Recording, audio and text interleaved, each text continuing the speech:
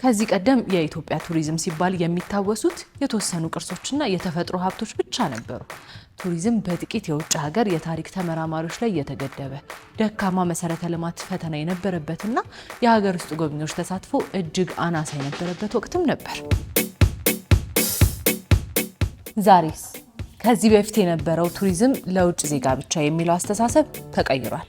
በአሁኑ ወቅት የሀገር ውስጥ ተጓዦች፣ ወጣቶችና ቤተሰቦች ቅዳሜና እሁድን እንዲሁም በዓላትን በተለያዩ የሀገር ውስጥ መዝናኛዎች ውስጥ የማሳለፍ ባህላቸው በከፍተኛ ሁኔታ አድጓል። ዲጂታል ሚዲያና ማህበራዊ ትስስር ገጾች ቲክቶክ፣ ኢንስታግራም እና ፌስቡክ ይህንን በማነቃቃት ረገድ ትልቅ ሚናን እየተጫወቱ ነው። የኢትዮጵያ የቱሪዝም ትንሣኤ ከዚህ ይጀምራል።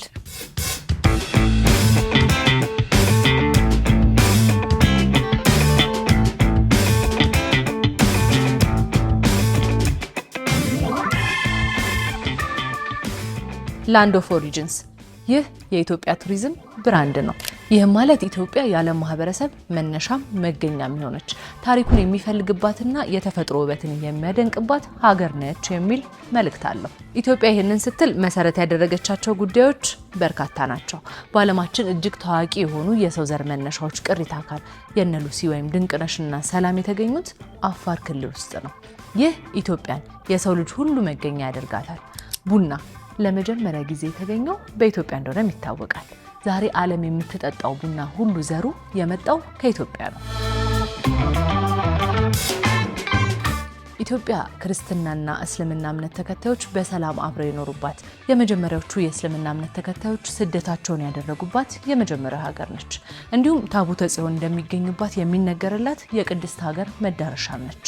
ኢትዮጵያ በራሷ ፊደል በራሷ የዘመን አቆጣጠር 13 ወራትን የምትጠቀም ብቸኛዋ አፍሪካ ሀገርም ናት። ኢትዮጵያ የስምጥ ሸለቆ ግሬት ሪፍት ቫሊ መገኛ ናት። የሰሜን ተራሮች ከፍታ በዓለማችን እጅግ ሞቃታማና ዝቅተኛ ቦታ ከሚባሉት አንዱ የዳናኪል ዲፕሬሽንም መገኛ ናት። ይህ ሁሉ ሀብት የኢትዮጵያን ቱሪዝም መዳረሻዎች ማስፋት የሚችል ዓለም ሊያዩ የሚጓጓለት ነው። አሁን ቱሪዝሙ ከታሪክና ባህል ባለፈ ወደ ሰው ሰራሽ መስህቦች፣ ስነ ምህዳር ወይም ደግሞ ወደ ኢኮ ቱሪዝምና መዝናኛዎችም እየሰፋ መጥቷል። የአዲስ አበባና የአካባቢዋ መነቃቃት እንደ አንድነት ፓርክ፣ እንጦጦ ፓርክ፣ ወዳጅነት ፓርክና የሳይንስ ሙዚየም ያሉ ግዙፍ የቱሪስት መዳረሻዎች መገንባታቸው አዲስ አበባን የቱሪስት ማረፊያ አድርገዋታል። ሌላው የገበታ ለሀገር ፕሮጀክት በሀላላ ኬላ፣ በወንጭና በጎርጎራ የተሰሩ ዘመናዊ መዝናኛ ስፍራዎች የቱሪስት መዳረሻ ካርታውን አስፍተውታል። ታዲያ ይህ ለውጥ ሌላም አዲስ ባህልን ይዞ መጥቷል። የሀገር ውስጥ ቱሪዝም ዛሬ ወጣቱ ትውልድ የማህበራዊ ትስስር ገጾችን በመጠቀም የሀገሩን ውበት ራሱ እያገኘውና እያስተዋወቀው ይገኛል። ቱሪዝም አሁን የውጭ ዜጎች ብቻ ሳይሆን ዜጎችም መዝናኛ ሆኗል። ሌላው የቴክኖሎጂና የመሰረተ ልማት ግንባታ፣ የአየር መንገድ ትስስርና የቪዛ አሰጣጥ ወይም ደግሞ ኢቪዛ መዘመን ቱሪስቶች በቀላሉ ወደ ሀገር ውስጥ እንዲገቡ አድርጓቸዋል። ወደ አዳዲስ መዳረሻዎች የሚወስዱ ኮሪደሮችና መንገዶች መሻሻል እየታየባቸው ሲሆን በፓርኮች ውስጥ የሚገነቡ ዓለም አቀፍ ደረጃቸውን የጠበቁ ሪዞርቶች የቱሪስቶችን ቆይታ ጊዜ እያራዘሙት ይገኛሉ።